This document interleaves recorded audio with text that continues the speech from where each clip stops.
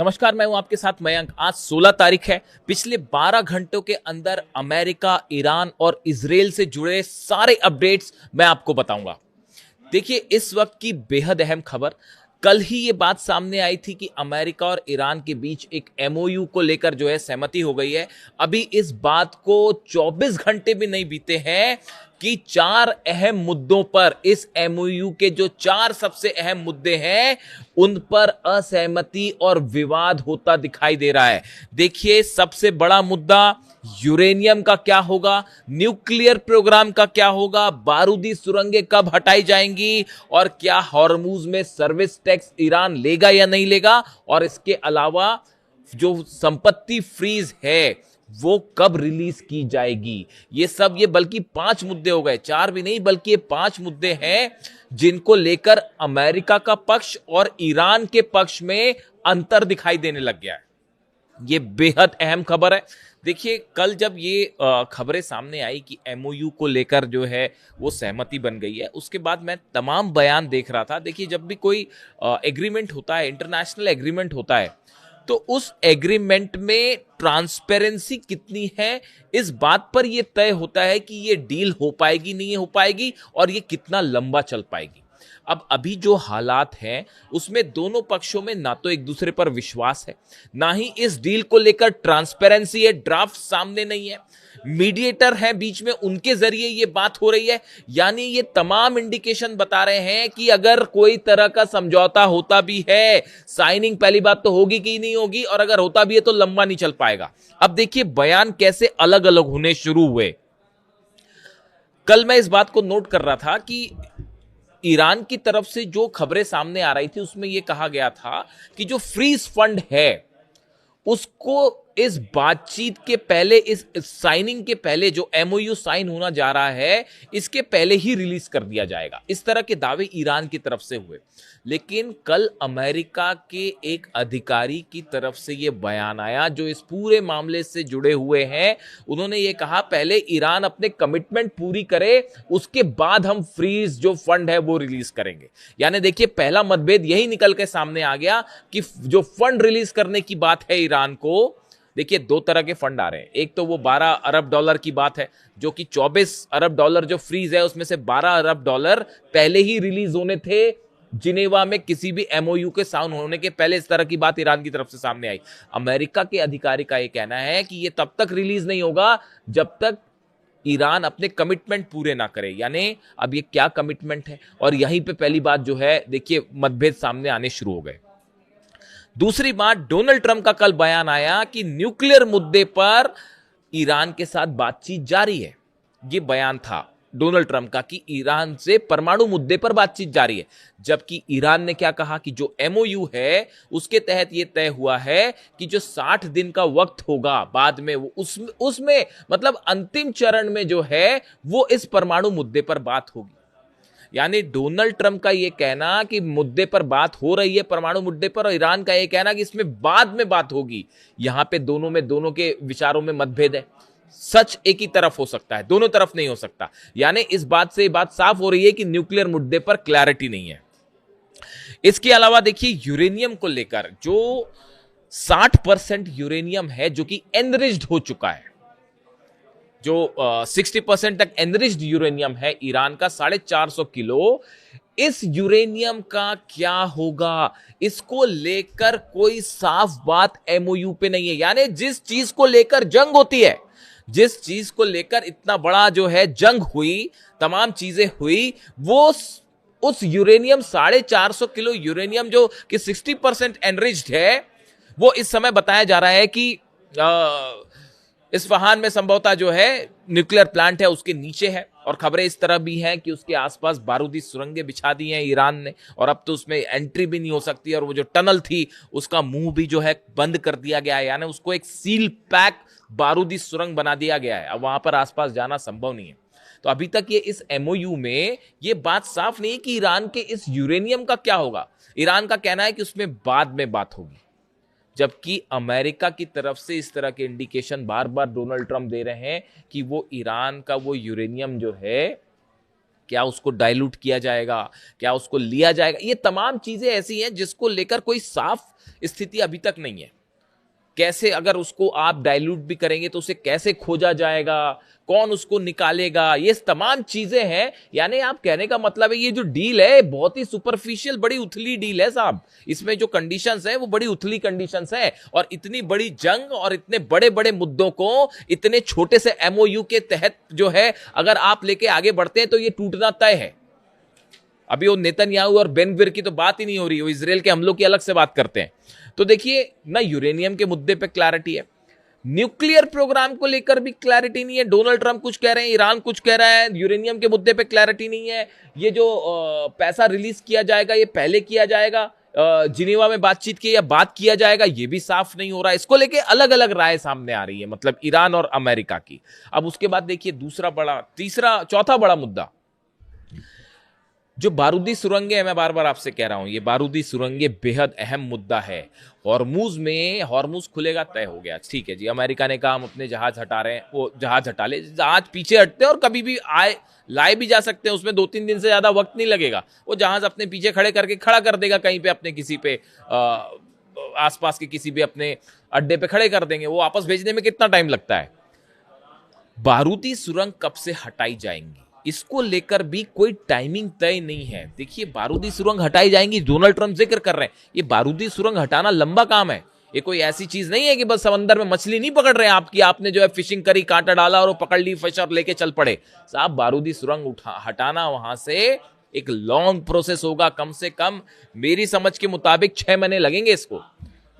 अगर प्रॉपर तरीके से सब बारूदी सुरंगें हटाई जाएंगी 6 महीने लगेंगे। ये प्रोसेस कब शुरू होगी? ईरान की तरफ से जो टाइमिंग आ रही है कि पहले डील होगी, उसके बाद लेटर स्टेज पे जब न्यूक्लियर प्रोग्राम पर बात होगी, यूरेनियम पर बात होगी, वो जो 60 दिन का टाइम दिया गया है, उस दौरान ये बारूदी सुरंग हटाने का प्रोसेस शुरू होगा। जबकि अमेरिकन दावे क्या कह रहे हैं, जो अमेरिकन अधिकारियों की तरफ से अलग अलग बयान आ रहे हैं न्यूज एजेंसीज में, वो ये कह रहे हैं कि फौरन बारूदी सुरंग हटाने का काम शुरू हो जाएगा। कौन करेगा, कैसे करेगा, ईरान करेगा, ये भी अभी साफ नहीं है। ये इंफ्रास्ट्रक्चर इतना आसान नहीं है, बारूदी सुरंग ईरान के लिए भी आसान नहीं है। वो बिछाने के बाद उसको निकालना आसान नहीं होता, वो अपनी लोकेशन बदलती रहती है, समुद्र के बहाव के साथ वो आगे पीछे होती रहती, उन्हें खोजना, उन्हें निकालना आसान प्रोसीजर नहीं है। तो वो भी तय नहीं है, ना प्रोसेस तय है, कब निकाला जाएगा ये भी तय नहीं है। कहने का मतलब ये है कि ये जो डील है साहब, ये बहुत ही ज्यादा अभी सुपरफिशियल लेवल पे है, इसमें कुछ भी पुख्ता नहीं है, और ये कब इधर उधर हो जाए कोई भरोसा नहीं है। इसके अलावा देखिए एक और मुद्दा है, अहम मुद्दा हॉर्मुज से जुड़ा हुआ, जो इंडिकेशंस आ रहे हैं, डोनाल्ड ट्रंप का ये कहना है कि हॉर्मुज अब सबके लिए खुल जाएगा, वहां कोई टैक्स नहीं लिया जाएगा। जबकि ईरान की तरफ से जो वर्जन सामने आ रहे हैं उसमें यह कहा जा रहा है कि एक सर्विस टैक्स ईरान वहां से वसूल करेगा। ये ऐसे तमाम मुद्दे हैं, 5 बड़े मुद्दे जो सबसे अहम मुद्दे हैं, उनको लेकर ही साफ साफ क्लैरिटी इस डील में नहीं है। और ये बता रहा है कि ये ट्रांसपेरेंसी का ना होना, ये डील कितनी लंबी चल पाएगी, कितनी टिकाऊ हो पाएगी, इसकी कोई गारंटी नहीं है। यानी 24 घंटे के अंदर ही मामला पलटता दिख रहा है। और देखिए ये जो बात है, खास तौर पर जो अधिकारी की तरफ से कहा गया, अमेरिका की अधिकारी की तरफ से कुछ न्यूज एजेंसीज ने अमेरिका की कहा कि साहब ये जो पैसे देने वाली बात है, फ्रीज संपत्ति देने वाली बात है, ये पहले रिलीज की जाएगी या बाद में रिलीज की जाएगी, अभी इसको लेकर भी जो है वो मामला खटपट में है। यानी ये तो बड़ी बेसिक बातें थी जिसमें क्लैरिटी होनी चाहिए। फिर चर्चा किस बात की, फिर डील किस बात की, फिर एमओयू किस बात का, जिसमें अंडरस्टैंडिंग ही नहीं है, फिर वो काय का एमओयू, उसको फिर मेमोरेंडम ऑफ मिसअंडरस्टैंडिंग कहना चाहिए अंडरस्टैंडिंग की जगह।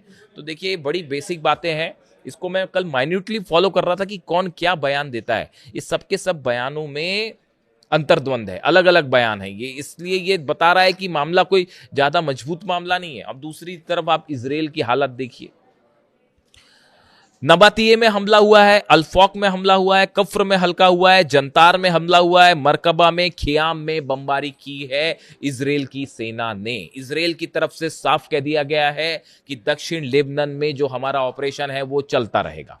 ये बात इजराइल की तरफ से कही गई। इजराइल का ये भी कहना है कि जो जमीन हमने कब्जा कर रखी है, चाहे वो सीरिया में हो चाहे लेबनान में हो, हम उस जमीन को वापस नहीं देंगे। बेन ग्विर जो मंत्री हैं उन्होंने कहा है कि ट्रंप अपना डील करते रहे। इजराइल के जो मंत्री हैं बेन ग्विर, उनकी तरफ से बयान आया है कि ट्रंप अपना जो फैसले लेते हैं वो हमारे ऊपर बाध्य नहीं है, हम कोई बनाना रिपब्लिक नहीं है, हम आपकी बात नहीं मानेंगे। तो इजराइल ने सीधा सीधा ट्रंप की बात मानने से मना कर दिया है। बेनी गेट्स जो हैं इजराइल के प्रमुख राजनेता और सैन्य जनरल हैं, वह इजराइल के नेशनल यूनिटी पार्टी के अध्यक्ष और देश की राजनीति में प्रमुख सुरक्षा विशेषज्ञ और राजनेता माने जाते हैं। उनकी तरफ से भी यही बात कह दी गई है कि किसी भी सूरत में जो है वो इजराइल को पीछे नहीं हटना चाहिए, खासतौर पर लेबनान से, और हिजबुल्लाह पर जो हमले हैं वो नहीं रुकने चाहिए, वो जारी रहने चाहिए। यानी हालात ये है कि सबसे अहम मुद्दा है लेबनान का, कि लेबनान पर हमले रुकने चाहिए। ये इस मेमोरेंडम ऑफ अंडरस्टैंडिंग एमओयू का हिस्सा है, ये इस डील का हिस्सा है, और ये ईरान की तरफ से बेसिक शर्त है कि आपको लेबनान पर हमले रोकने पड़ेंगे। लेकिन ईरान के इन तमाम बातों के बावजूद, अमेरिका के साथ इन समझौते के बावजूद, इजराइल जो है वो अभी इसको मानने को तैयार नहीं है। और आप खुद सोचिए, जिस दिन चाहे नेतन्याहू बेरूत पर हमला कर दे और वो एमओयू खत्म, तो क्या ट्रंप इजराइल को राजी करवा पाएंगे?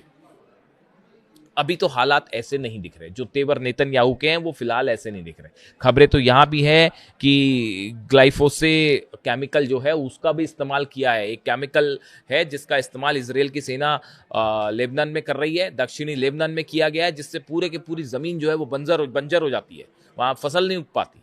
तो ये तो बड़ा हीनियस क्राइम है, किसी देश की आप जमीन पे जो है वो केमिकल वेपन्स का इस्तेमाल कर रहे हो। इजराइल वो भी करने में डटा हुआ है। इस तरह की खबरें आ रही हैं सोर्सेस से कि इसका इस्तेमाल हो रहा है ग्लाइफोसे केमिकल जो है इसका इस्तेमाल किया जा रहा है।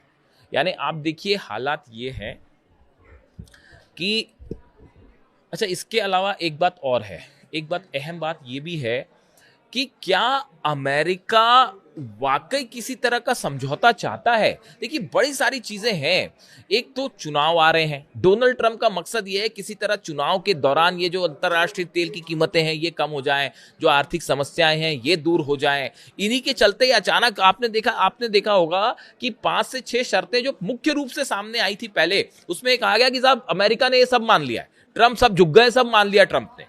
मतलब वो कंपनसेशन भी दे रहे हैं, $300 अरब भी दे रहे हैं, $12 अरब का जो फ्री संपत्ति है वो भी रिलीज की जा रही है, ब्लॉकेड भी हटा रहे हैं। तो अचानक डोनाल्ड ट्रंप का ये हृदय परिवर्तन कैसे हो गया?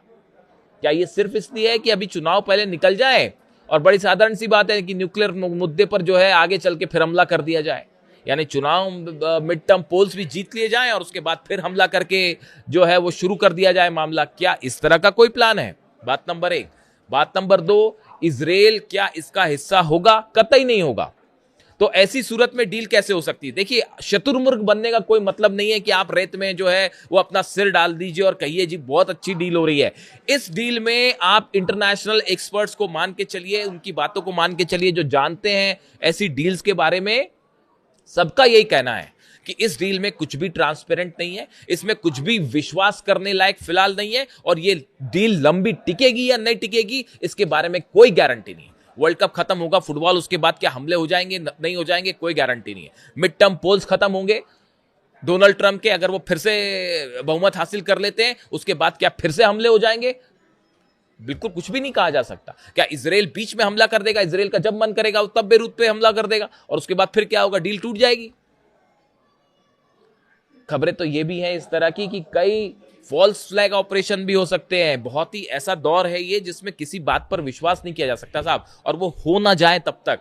फॉल्स फ्लैग ऑपरेशन का मतलब है पता चला इजराइल के अंदर ही कोई धमाका हो गया और ये कह दिया जाए कि तो ईरान ने कर दिया या हिजबुल्लाह ने कर दिया। कुछ भी हो सकता है साहब, कुछ भी हो सकता है। इतनी वोलेटाइल सिचुएशन है, बारूद के ढेर पर बैठा हुआ पूरा मिडिल ईस्ट, और जहां किसी की बात पर कोई विश्वास नहीं किया जा सकता। हकीकत सिर्फ ये है, जिस शख्स की बात पर विश्वास किया जा सकता था वो सिर्फ एक शख्स थे जो कि इस समय अब हमारे बीच नहीं है, वो थे ईरान के सुप्रीम लीडर। और इसीलिए मैं बार बार उनकी बात करता हूं। इस पूरी काजल की कोठरी है साहब, इसमें कोई भी आदमी जो है वो सफेद नहीं है। सिर्फ एक शख्स थे ऐसे, ईरान के सुप्रीम लीडर अली खामनेई साहब, जिनकी बातों में विश्वास किया जा सकता था, जो कहते थे वही करते थे। इसीलिए मैंने वीडियो बनाया था कि ईमान के सच्चे और जुबान के पक्के। इसीलिए अली खामेनी साहब बाकी इन नेताओं से बिल्कुल अलग थे, वो पॉलिटिशियन नहीं थे। और उनकी तुलना आज के दौर में, मैं कभी कभी सोचता हूं कि आज के दौर में अगर आप पिछले 100 साल की बात करें, तो अगर मुझे रेट करना होगा तो सबसे बड़े नेताओं में, सबसे प्रभावशाली नेताओं में गिनती करूंगा मैं अली खामेनी साहब की। और ये कहने में मुझे कोई झिझक नहीं है, डंके की चोट पे बात कहने की हिम्मत रखता हूं। अली खामेनी साहब ने हमेशा वो कहा, जो कहा वही हमेशा किया। कभी ऐसा नहीं हुआ कि सुबह कुछ, दोपहर कुछ, रात को कुछ। आप देखिए क्या हो रहा आपके सामने। किस पे विश्वास कर सकते हैं आप बताइए? डोनाल्ड ट्रंप पे विश्वास करेंगे, अमेरिका पर विश्वास करेंगे, नेतन्याहू पर विश्वास करेंगे, इजराइल की बातों पर विश्वास करेंगे, किसकी बातों पर विश्वास करेंगे आप? ईरान की जनता भी कई बातों से नाराज है। इसको आप, जो सच है वो है। ईरान में देखिए लगातार प्रोटेस्ट है, वो जनता इस बात को स्वीकार ही नहीं कर पा रही है कि ईरान ने डील करना चाहिए। आप उनके सुप्रीम लीडर को शहीद कर देंगे और उसके बाद कहेंगे कि साहब डील करना है, तो जनता को ये बात डाइजेस्ट ही नहीं हो पा रही। वो इस बात को स्वीकार करने के लिए मानसिक रूप पे तैयार ही नहीं है, भले वो डील अच्छी भी क्यों ना हो। भाई ईरान की तरफ से भी डील हो रही है, तो अगर इस तरह की बातें आगे बढ़ी तो कुछ सोच समझ के बढ़ी होगी। ईरान के सिक्योरिटी काउंसिल में तमाम जिम्मेदार नेता हैं जो उसमें शामिल है, मुस्तफा खामेनी सुप्रीम लीडर हैं, उनके सबके फैसलों के बाद ही इस तरह की बात आगे बढ़ी होगी और पूरी जिम्मेदारी के साथ आगे बढ़ी। इसमें कोई दो मत नहीं है। लेकिन आप ईरान की जनता की मेंटालिटी देखिए, उनकी मानसिकता समझने की कोशिश करिए, उनके अंदर कितना आक्रोश है। आप देखिए कैसे प्रदर्शन हो रहे हैं, और वो डील कहना चाह रहे हैं, आप डील ही मत करिए, अच्छी हो फिर भी मत करिए, ईरान के फायदे की हो फिर भी डील मत करिए, क्योंकि उनके अंदर आक्रोश है। 168 बच्चियों का खून करने वालों से कैसे डील की जाए? जो आर्मी के, एयरफोर्स के जितने शहीद कमांडर्स थे, उनको याद करके वो डील नहीं करना चाह रहे। सुप्रीम लीडर का जो खून बहाते हैं, उनके साथ क्या डील की जाए, ये कहना है ईरान की जनता का। आप समझिए उनकी नब्ज समझिए, उनके दिल के दर्द को समझिए, जो ईरान के दिल का दर्द। ईरान डरता नहीं किसी से साहब, जंग होगी तो होगी और लड़ेंगे, जितने साल लड़ना है लड़ने को तैयार है वो। लेकिन जो डील की बात है, डील शब्द जैसे ही आता है ना सामने, और जैसे ये एमओयू और डील की जैसी बात आती है, तो जो इंसान बहादुर होता है ना, हिम्मत वाला होता है, वो डील विल नहीं करता। वो उसके लिए डील शब्दी जो है वो हो जाता है। तो इसीलिए जो है हालात ऐसे हैं कि किसी पे कुछ विश्वास नहीं किया जा सकता। अली खामेनी साहब की बात होगी तो मैं हमेशा मुद्दे से अलग हो जाता हूँ, क्षमा चाहता हूँ। वो इंसान ही ऐसे थे, शख्स ही ऐसे थे वो। और ये सब तो चलता रहेगा, ये डील होती रहेगी, जंग होती रहेगी, सब होती रहेगी। लेकिन अली खामेनी साहब अब वापस नहीं आ पाएंगे। ये एक ऐसा दर्द है जो भूल नहीं सकते ईरान के लोग। खैर, तो अब हालात ये हैं कि ये बड़े धोखे हैं इस राह में, और कब क्या हो जाए, अगर आप सोचते हैं कि वो जब तक चीज़ें हो ना जाए, वो पैसा जब तक ईरान को मिल ना जाए, हॉर्मुज से अमेरिकी सेना बाहर ना चली जाए, है ना, ये बड़ी सारी चीज़ें जब ये हो जाएंगी तब हो जाएंगी, तब तक किसी चीज़ पर विश्वास नहीं किया जा सकता। वीडियो कैसा लगा कमेंट करके ज़रूर बताएं। Thank you so much.